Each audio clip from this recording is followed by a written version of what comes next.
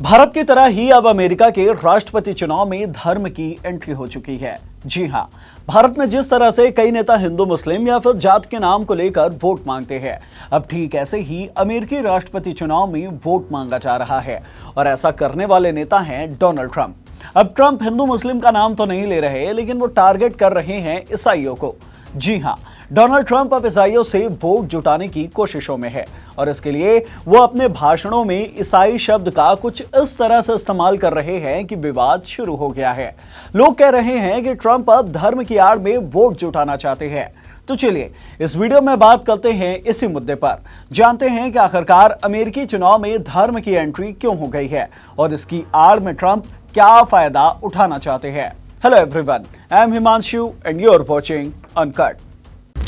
अब किसी भी मुद्दे पर बात करना शुरू करें उससे पहले आपको यह बता देते हैं कि आखिरकार ट्रंप ने ईसाइयों को लेकर ऐसा क्या कहा है कि धर्म वाला एंगल सामने आ गया है।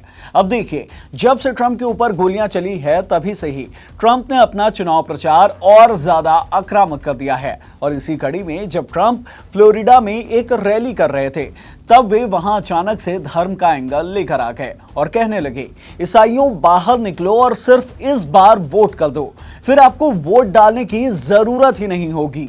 4 साल में सब सही कर दिया जाएगा। मेरे प्यारे ईसाइयों, आपको फिर वोट डालने की जरूरत नहीं होगी। अमेरिकी राष्ट्रपति चुनाव में इस तरह से किसी धर्म को टारगेट करके वोट मांगने का शायद ये पहला ही मामला है। अब इसे लेकर विवाद होना भी तय था। ट्रंप के समर्थक इस बयान का सपोर्ट कर रहे हैं तो कुछ लोग इसे चिंताजनक बता रहे हैं।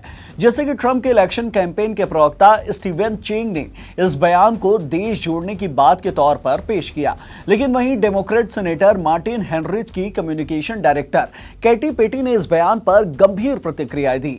कैटी पेटी ने लिखा कि जब हम ये कहते हैं कि ट्रंप लोकतंत्र के लिए खतरा हैं, तो हम यही बताने की कोशिश कर रहे होते हैं जो ट्रंप अब कह रहे हैं। कैटी के अपने इस बयान के जरिए ट्रंप के बयान के उस हिस्से पर फोकस करना चाह रही हैं जिसमें वो दोबारा वोट नहीं कराने की बात कर रहे हैं। ठीक ऐसे ही एसीबी के लीगल कमेंटेटर कैटी फोंग ने भी दोबारा वोट नहीं कराने की बात को उठाते हुए लिखा है कि दूसरे शब्दों में कहें तो अगर ट्रंप दोबारा राष्ट्रपति बनते हैं तो वो व्हाइट हाउस कभी नहीं छोड़ेंगे। वैसे तो ट्रंप आए दिन अपने बयानों को लेकर सुर्खियों में रहते हैं और उसकी खूब आलोचनाएं भी होती है। ट्रंप कई बार सरेआम झूठ बोलने को लेकर भी घेरे में आ चुके हैं, लेकिन इस बार ट्रंप ने धर्म वाला ऐसा दांव चला है जिसे लेकर हर कोई हैरान है। इसलिए ये जानना भी जरूरी हो जाता है कि आखिरकार चुनाव में धर्म वाले एंगल से ट्रंप करना क्या चाहते हैं। आखिरकार उन्होंने वोट जुटाने के लिए ऐसी क्या प्लानिंग की है जिसे लेकर वो धर्म का मुद्दा उठा रहे हैं। तो चलिए वो भी आपको डिटेल में समझा देते हैं। अब अगर भारत से इस धर्म वाले वोट बैंक को लेकर अमेरिका से कंपेयर किया जाए तो ये संभव नहीं होगा, क्योंकि अमेरिका में धर्म के आधार पर कितने वोटर मौजूद हैं ऐसा कोई पुख्ता आंकड़ा मौजूद नहीं होता है, क्योंकि अमेरिका में जनगणना विभाग के लोग धर्म के आंकड़े कभी नहीं जुटाते हैं। लेकिन थिंक टैंक प्यू रिसर्च सेंटर ने एक अनुमान लगाया है जिसके मुताबिक अमेरिका की आबादी में ईसाइयों की तादाद करीब 70% तक है और शायद इसी कारण ट्रंप ईसाइयों को टारगेट करना चाहते हैं। वैसे इसका एक और कारण भी है। आपको याद होगा कि जब पिछली बार अमेरिकी राष्ट्रपति चुनाव हुआ था तो ट्रंप हार गए थे और उसके बाद ट्रंप समर्थकों ने व्हाइट हाउस पर अटैक कर दिया था। इस दौरान कुछ ट्रंप समर्थकों के हाथ में ईसाई धर्म से जुड़े झंडे भी देखे गए थे और कुछ झंडों पर तो जीसस 2020 भी लिखा हुआ था। और तो और कुछ लोगों ने कैपिटल हिल की ओर बढ़ने से पहले घुटने के बल बैठकर प्रार्थना की थी और कुछ लोगों के हाथ में लकड़ी का बड़ा क्रॉस लिए हुए थे। ये लोग ट्रंप को ईसाई धर्म का रक्षक बता रहे थे। ये लोग ट्रंप के मेक अमेरिका ग्रेट अगेन के बयान को मेक अमेरिका क्रिश्चियन अगेन के तौर पर भी देखते हैं। एक बात और, अमेरिकी एग्जिट पोल में पता चला है कि अमेरिका के 1/4 गोरे अमेरिकन ट्रंप के सपोर्टर हैं। वहीं 90% ब्लैक ईसाई बाइडेन के साथ जाना चाहते हैं और इसी कारण ट्रंप ईसाइयों को टारगेट करके बयान दे रहे हैं और चुनाव से पहले फिर एक बार धर्म को लेकर सक्रिय दिखाई दे रहे हैं। हाल ही में हुए कार्यक्रम के दौरान ट्रंप ने ईसाई विरोधी विचारों के खिलाफ एक टास्क फोर्स बनाने की बात कही थी। ट्रंप ने कहा था कि वो अमेरिका में ईसाइयों के खिलाफ हुए उत्पीड़न और भेदभाव की जांच करवाएंगे। यानी कि कुल मिलाकर भारत में जैसे हिंदू या मुस्लिम को लेकर नैरेटिव गढ़ा जाता है, ठीक ऐसा ही कुछ अमेरिका में भी देखने को मिल रहा है। भारत में जैसे हिंदू को या फिर मुसलमानों को खतरा बताकर वोट जुटाया जाता है, ठीक ऐसे ही अमेरिका में ईसाइयों को लेकर भी ट्रंप कह रहे हैं कि ईसाइयों के साथ भेदभाव हो रहा है, उनका उत्पीड़न हो रहा है और उनकी रक्षा की जानी चाहिए, ऐसी बात की जा रही है ताकि वोट जुटाया जा सके।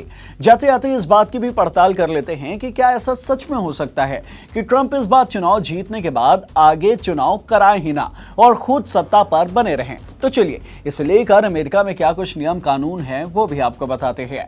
अमेरिका के संविधान के 22वें संशोधन के मुताबिक कोई भी व्यक्ति 2 बार से ज्यादा राष्ट्रपति नहीं बन सकता। आज तक फ्रैंकलिन रूजवेल्ट ही एक ऐसे शख्स है जो 2 बार से ज्यादा अमेरिका के राष्ट्रपति रह चुके हैं। रूजवेल्ट 1932 से 1945 तक अपनी मौत होने से पहले 4 बार राष्ट्रपति रह चुके थे, लेकिन फिर कानून में बदलाव कर दिया गया। अब अगर ट्रंप को यह बदलाव लेकर आना है तो उन्हें इस कानून में बदलाव करना पड़ेगा और इसके लिए सदनों में 2/3 सदस्यों की मंजूरी चाहिए होगी और इसके बाद 3/4 अमेरिकी राज्यों को भी इस बदलाव को मंजूरी देनी होगी। अब अगर ट्रंप चुनाव जीत भी जाते हैं और फिर अगर इसमें बदलाव करना चाहते हैं तो ये भी आसान नहीं होगा, क्योंकि अमेरिकी सदन के अंदर ट्रंप की पार्टी रिपब्लिकन के सांसदों की संख्या कम है। यानी कि सीधी सी बात है, ट्रंप के लिए राह अभी आसान नहीं है।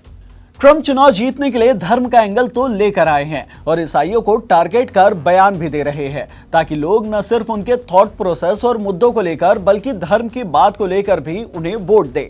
अब ट्रंप की ये मेहनत क्या रंग लेकर आती है वो चुनाव के रिजल्ट के बाद ही समझ में आएगा। अभी के लिए इस वीडियो को यहीं खत्म करते हैं। अमेरिकी राष्ट्रपति चुनाव को लेकर हम लगातार वीडियोज लेकर आ रहे हैं, जिन्हें देखने के लिए आप अनकट को सब्सक्राइब कर लीजिए और अगर इस वीडियो से मिली नॉलेज पसंद आई हो तो इसे लाइक करें, शेयर करें। धन्यवाद।